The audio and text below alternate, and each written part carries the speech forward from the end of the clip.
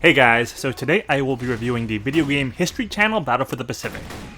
This game came out in 2007 and is a World War II first-person shooter set in the Pacific Theater.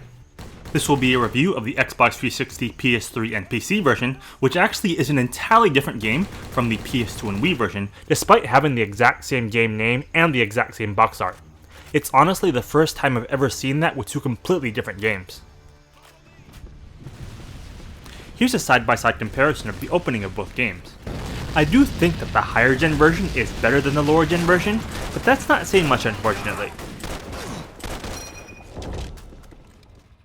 The game was released right after the golden years of World War II shooters, when franchises like the Medal of Honor series and the World War II Call of Duty games were popular. I myself was a huge war gamer, and to be honest, the World War II setting had been pretty overused by that time. On top of that, this game is as bland and mediocre as World War II shooters come. Overall, this game just doesn't have much going for it. All of the missions consist of boring linear paths.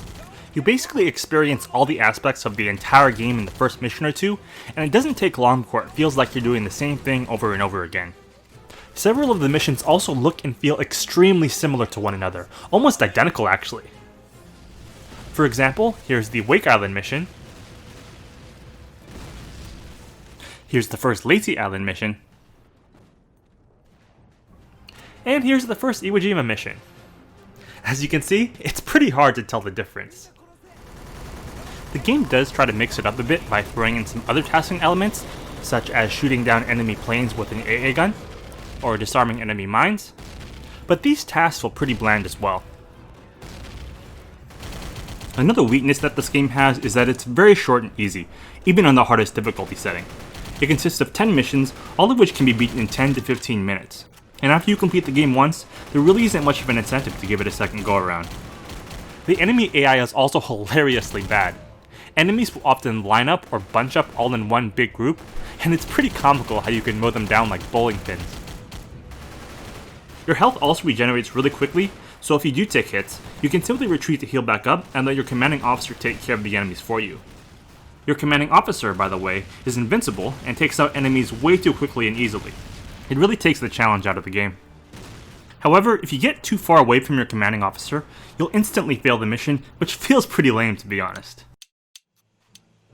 Sometimes your commanding officer will even get stuck, and you have to either reset to the checkpoint and lose all your progress, or get him to move by throwing grenades in his area. It's things like this that make the game feel cheaply made. Graphics wise, I've definitely seen worse than this game, and the scenery in the jungle missions actually looks pretty decent, but overall, this game's graphics aren't really anything special either. One thing I find funny about this game is the hilarious ragdoll physics. It can lead to some pretty funny explosions and enemy deaths, as you can see here. Just look at how far these guys get launched in the air. It's pretty funny.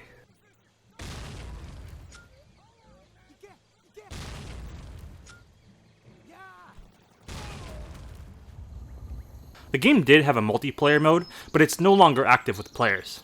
I have read though that the multiplayer was pretty much dead not long after the game was released.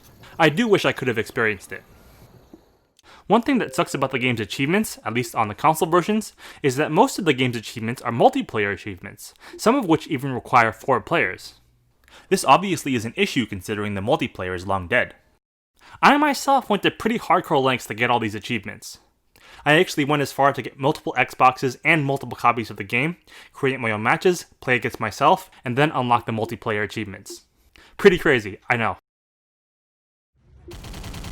So in conclusion, I think this game is too short, too easy, it lacks variety, and overall, it was just lazily put together. I honestly feel like we've seen this style of game done 100 times before, and most other games do it far better than this one. The game simply does not have enough going for it to get my recommendation. My final verdict on the higher gen version of History Channel Battle for the Pacific is a 2 stars out of 5.